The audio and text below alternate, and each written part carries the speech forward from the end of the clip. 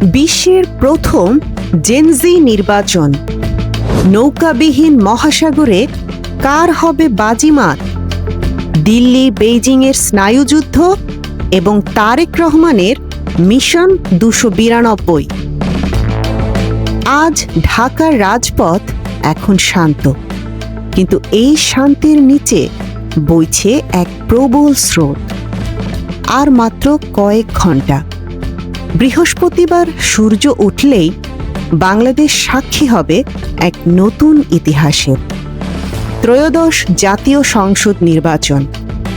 গত ১৫ বছর ধরে বাংলাদেশের নির্বাচনের চিত্রটা ছিল একরঙা।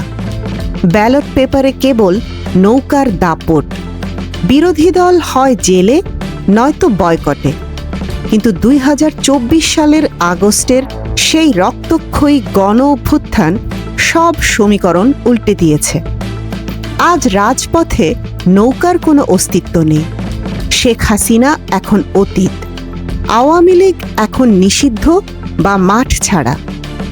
আন্তর্জাতিক বার্তা সংস্থা রয়টার্স এই নির্বাচনকে অভিহিত করেছে বিশ্বের প্রথম জেনজি প্রভাবিত নির্বাচন হিসেবে। কেন? কারণ এবার আর প্রথাগত রাজনীতির দাবার গুটি চালছে না কেউ। এবার মাঠের নিয়ন্ত্রণ সেই তরুণদের হাতে, যারা আর কোনো একনায়কতন্ত্র মেনে নিতে প্রস্তুত নয়।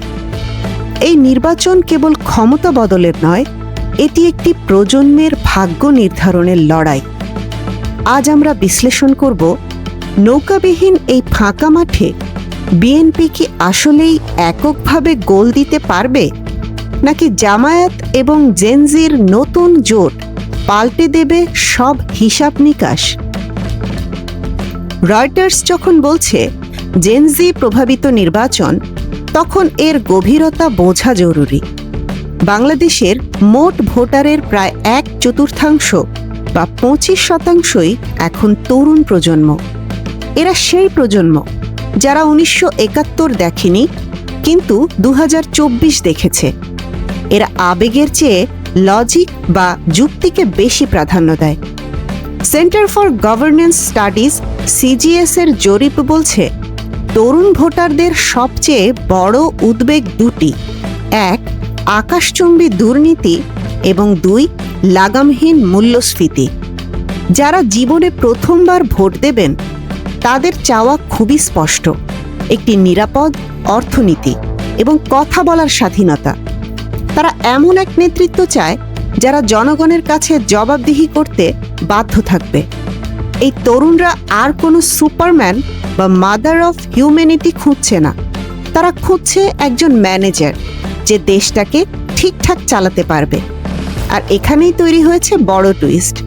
তরুণদের নতুন রাজনৈতিক দল জাতীয় নাগরিক পার্টি হাত মিলিয়েছে জামায়াতে ইসলামীর সাথে।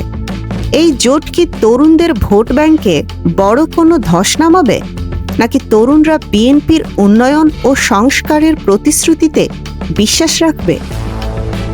ভোটের মাঠের গণিতটা এবার বড়ই জটিল। জনমত জরিপ বলছে, এই দৌড়ে অনেকটাই এগিয়ে আছে বাংলাদেশ জাতীয়তাবাদী দল বা বিএনপি। ৩০০ আসনের মধ্যে ২৯২টিতেই তারা লড়ছে। তারেক রহমান সরকার গঠনের ব্যাপারে অত্যন্ত আত্মবিশ্বাসী। লন্ডন থেকে ফিরে তিনি দলের হাল ধরেছেন শক্ত হাতে। কিন্তু রাজনীতিতে শেষ বলে কিছু নেই। বিএনপিকে কঠিন চ্যালেঞ্জ জানাচ্ছে জামায়াতে ইসলামের নেতৃত্বাধীন জোট।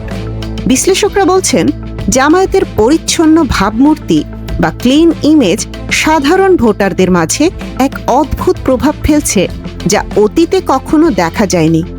মানুষ দেখছে, অন্য দলের নেতারা যখন চাঁদাবাজি বা দখলদারিত্বে ব্যস্ত, তখন জামায়াতের নেতারা কথা বলছেন ইনসাফ আর সততা নিয়ে। মজার ব্যাপার হলো, জেনজি বা তরুণদের দল জাতীয় নাগরিক পার্টির সাথে জামায়াতের এই জোট প্রমাণ করে, রাজনীতিতে আদর্শের চেয়ে কৌশল এখন বেশি গুরুত্বপূর্ণ। বিএনপি যদি ভেবে থাকে ফাঁকা মাঠে গোল দেবে, তবে জামায়াত সেই গোল পোস্টের সামনে এক শক্ত দেওয়াল হয়ে দাঁড়িয়েছে। ১২ই ফেব্রুয়ারি কি আমরা কোনো হাং পার্লামেন্ট বা ঝুলন্ত সংসদ দেখব, নাকি বিএনপি নিরঙ্কুশ সংখ্যাগরিষ্ঠতা পাবে? ঢাকার নির্বাচনের উত্তাপ ছড়িয়ে পড়েছে দিল্লি থেকে বেইজিং পর্যন্ত। শেখ হাসিনার পতনের পর দক্ষিণ এশিয়ায় ভারতের একচ্ছত্র আধিপত্য বা প্রভাব অনেকটাই ফিকে হয়ে গেছে। সাউথ ব্লক এখন নির্ঘুম রাত কাটাচ্ছে। বিশ্লেষকরা মনে করছেন ভারতের জন্য এখন লেস ইভেল বা কম মন্দের ভালো হলো বিএনপি। দিল্লির নীতি নির্ধারকরা ভাবছেন বিএনপির সাথে সম্পর্ক রাখাটা তাদের জন্য সহজ হতে পারে, কারণ জামায়াত নেতৃত্বাধীন সরকার এলে পাকিস্তানের সাথে বাংলাদেশের ঘনিষ্ঠতা বাড়তে পারে, এমন শঙ্কা কাজ করছে হিন্দু সংখ্যাগরিষ্ঠ ভারতের মনে। অন্যদিকে বেইজিং বা চীন খেলছে এক নীরব খেলা। তারা কোনো দলের পক্ষ নিচ্ছে না, কিন্তু নিজেদের অবস্থান শক্ত করতে শুরু করেছে। চীনের লক্ষ্য একটাই, যেই ক্ষমতায় আসুক ব্যবসাটা যেন তাদের থাকে। আর জামায়াত, তারা স্পষ্ট জানিয়ে দিয়েছে তারা নির্দিষ্ট কোনো দেশের দিকে নয়, বরং ইসলামিক মূল্যবোধ ও জাতীয় স্বার্থে বিশ্বাসী। এই ত্রিমুখী স্নায়ুযুদ্ধে 12ই ফেব্রুয়ারির ফলাফল কি দক্ষিণ এশিয়ার ক্ষমতার ভারসাম্য বদলে দেবে? রাজনীতির এই মহাকাব্যের মাঝে হারিয়ে গেলে চলবে না সাধারণ মানুষের কথা। 17.5 কোটি মানুষ তাকিয়ে আছে 12ই ফেব্রুয়ারির দিকে। তাদের প্রশ্ন, সরকার বদলালে কি তাদের ভাগ্য বদলাবে? চালের দাম কি কমবে? দুর্নীতি কি থামবে? জেনজি ভোটাররা রাস্তায় নেমেছিল বৈষম্যের বিরুদ্ধে। তাদের সেই আকাঙ্ক্ষা কি পূরণ হবে, নাকি নতুন সরকার এসে আবার নতুন কোনো সিন্ডিকেট তৈরি করবে? ভোটাররা এবার অনেক বেশি সচেতন। তারা জানে একটি ভুল সিল মানে আরও 5 বছরের কান্না। গণতন্ত্রের এই উৎসবে এবার আর কোনো রাতের ভোট নেই, নেই কোনো ডামি প্রার্থী, আছে শুধু জনগণের রায়। এই রায় কি দেশকে দুর্নীতির করাল গ্রাস থেকে মুক্তি দেবে, নাকি নতুন কোনো সংকটে ফেলবে? বৃহস্পতিবারের সকালটা হবে অন্যরকম। 15 বছরের একচ্ছত্র শাসনের অবসানের পর এই প্রথম মানুষ তার নিজের ভোট নিজে দেবে। ব্যালট বাক্সগুলো কথা বলবে, কথা বলবে শহীদের রক্তের, কথা বলবে তরুণদের স্বপ্নের। রয়টার্সের সেই শিরোনাম জেনজি প্রভাবিত নির্বাচন আসলেই সত্য কিনা তা প্রমাণ হবে ফলাফলের পর। তবে এটুকু নিশ্চিত, বাংলাদেশ আর পেছনে ফিরবে না। চোখ রাখুন আমাদের পর্দায়। বৃহস্পতিবারের সেই ঐতিহাসিক নির্বাচনের প্রতিটি মুহূর্ত, প্রতিটি কেন্দ্রের খবর এবং আন্তর্জাতিক প্রতিক্রিয়ার লাইভ আপডেট আমরাই পৌঁছে দেব সবার আগে। এতক্ষণ দেখছিলেন ইকো অফ বাংলাদেশ। প্রতিদিনের এমন নিউজ আপডেট পেতে সাবস্ক্রাইব করুন আমাদের চ্যানেল, সেই সাথে অন করে রাখুন বেল আইকন।